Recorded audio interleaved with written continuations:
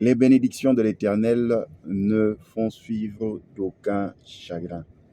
Dieu nous aime, Dieu veut que nous puissions aller de l'avant.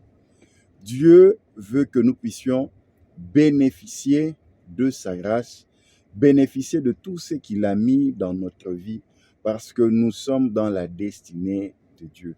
Il est important de reconnaître une chose, que si vous êtes chrétien, vous ne vivez plus pour vous-même, mais vous vivez selon la volonté de Dieu. Comprendre la volonté de Dieu est basé sur un langage.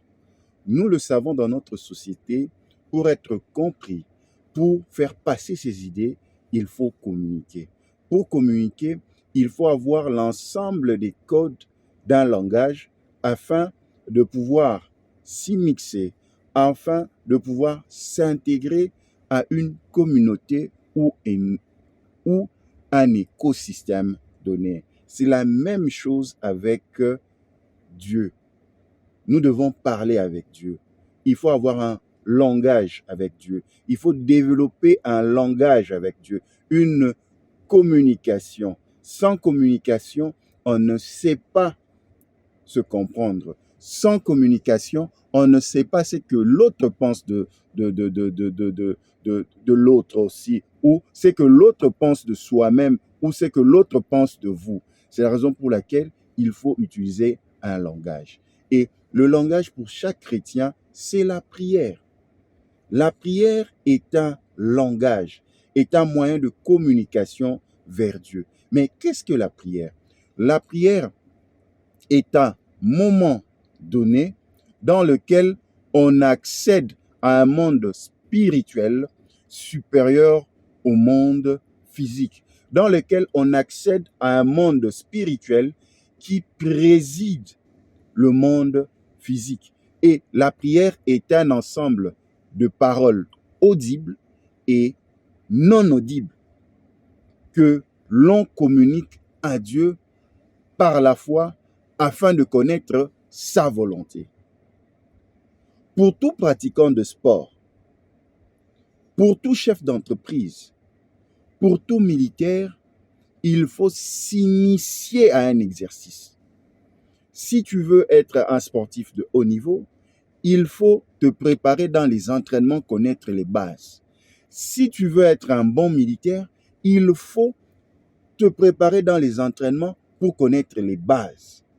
Si tu veux être un grand chef d'entreprise, il faut te préparer, connaître les bases de la gestion de l'entreprise. Ainsi, pour tout chrétien, les bases du monde spirituel, c'est la prière. L'ABC de tout chrétien, c'est d'abord la prière. Il faut développer le temps de prière. Parce que lorsque tu pries, tu accèdes à un monde spirituel, un monde supérieur au monde physique où nous existons.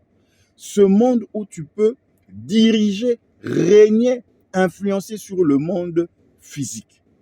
Il est très, très important de développer une vie de prière. Et nous arrivons à la prière 360. Tel que nous vivons dans ce monde humain, nous vivons comme si nous étions dans un bâtiment, dans un appartement relié, où chacun des colocataires vit dans un autre appartement. Tu as tes voisins. Ça veut dire quand tu vis dans un appartement, tu as ta sécurité à toi, tu as ta vie à toi, mais la vie des autres colocataires, la vie des autres habitants de cet appartement est liée au vôtre. Vous consommez peut-être la même électricité, même service d'eau, même communication, gestion de poubelles, gestion de déchets. Ça veut dire que si un de vos voisins dans ces bâtiments connaît un problème de court-circuit, le feu qui peut s'allumer chez lui peut t'atteindre aussi. Si ton voisin manque de l'eau, c'est parce que c'est bouché, l'eau qui ne monte pas, qui n'arrive pas chez ton voisin, peut aussi te préjudicer. Ça veut dire qu'on est liés. C'est la raison pour laquelle nous devons avoir une protection 360. Ça veut dire que le bien-être que j'ai fait pour moi va aller aussi chez le voisin. Le bien-être qu'il y a chez le voisin est aussi un bien-être qui me répercute. Ça veut dire quoi? Lorsque nous prions, nous devons appliquer une prière 360 qui commence d'abord par les membres de ta propre famille. Tu pries, si tu es parent, tu pries pour tes enfants, tu pries pour ton époux, ton épouse, tu pries pour tes frères et sœurs, tu pries pour tes parents. Quand tu finis cet élément, tu pries pour tes voisins, tu pries pour ton église, tes amis, tes collègues, ainsi de suite. Quelle est la particularité de pouvoir faire une prière 360? L'ennemi, pour nous atteindre, ne passe que par les maillons faibles, par les personnes qui nous entourent, qui sont faibles. Ça veut dire quoi? L'ennemi ne sait pas t'atteindre parce que toi, tu es renforcé. Il sait que tu es fort. Mais ton enfant, il peut attaquer ton enfant par la maladie pour le déstabiliser. Si tu n'as pas l'habitude de prier pour ton enfant, ça pose un problème. Ton époux ou ton épouse aussi peut être un point faible. Si tu ne pries pas pour ton époux, ton épouse, elle peut aussi devenir un maillon faible.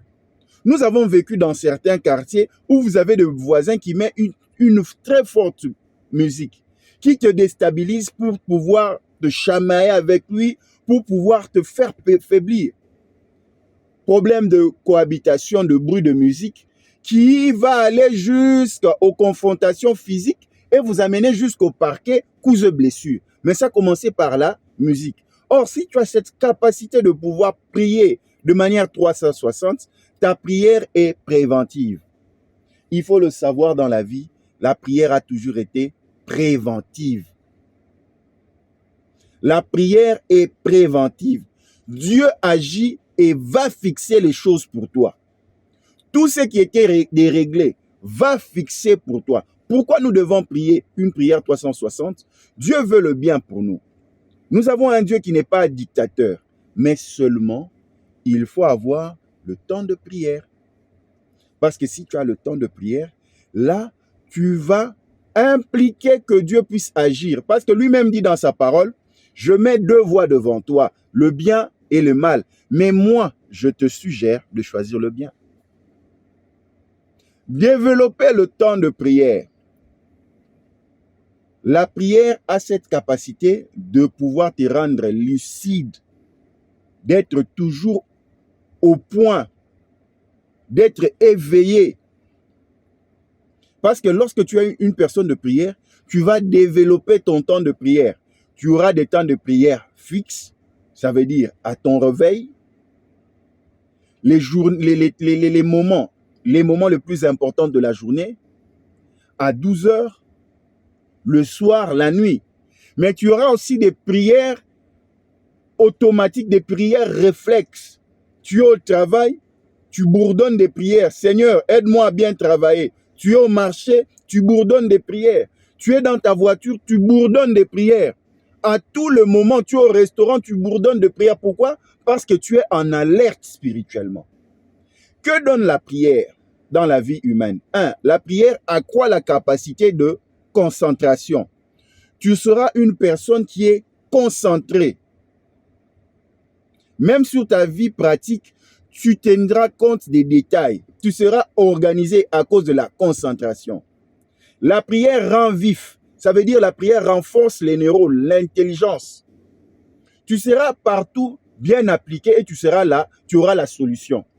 La prière donne ce qu'on appelle le savoir-vivre. Parce que la prière est une discipline, pratique disciplinaire. Ça veut dire tous ceux qui font les sports de haut niveau, tous ceux qui sont dans les formations de combat, tous ceux qui sont des grands athlètes, tous ceux qui sont des professionnels, tous ceux qui sont des hommes d'affaires, tous ceux qui sont des médecins, ainsi de suite, tous ceux qui ont une vie bien classifiée, rodée, dans un domaine donné, développent la discipline personnelle. Tu ne vas pas parler n'importe comment, tu sauras comment tenir tes langages devant les gens. Une personne qui a une vie de prière développée développe le savoir parler aux autres. À chaque fois, tu feras attention. La responsabilité, la redevabilité. La prière te permettra de devenir un homme droit. Je n'ai pas dit le fait d'aller à l'église, d'être pratiquant religieux, mais je vous dis ceci, développer une pratique spirituelle. Donc, pour te développer dans la vie spirituelle, les bases, c'est être une personne de prière. Parce que la prière te permet d'accéder à la volonté de Dieu. La prière te permet de mettre les garde-fous préventifs dans ta vie. La prière te permet d'être sensible à tout ce qui se passe devant toi. La prière te permettra de pouvoir présider sur ta destinée et ton destin. Et dernier élément de la prière permet de nous écarter de mauvais choix et de mauvaises voies. Quand tu es un homme de prière, que tu sais te mettre dans la prière, tu n'épouseras jamais une femme qui n'était pas destinée dans ta vie. Tu n'épouseras jamais un homme qui n'était pas destiné dans ta vie.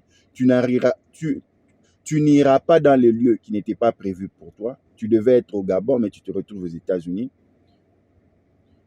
Quand tu te développes dans la vie de prière, tu auras toujours l'avantage. L'avantage surtout dans tous les domaines. Tu seras toujours dans la volonté de Dieu. Et quand tu es un homme de prière, tu sauras respecter la volonté de Dieu.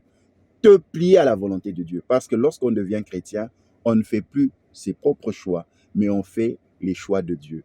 Car les bénédictions de l'Éternel ne font suivre d'aucun chagrin.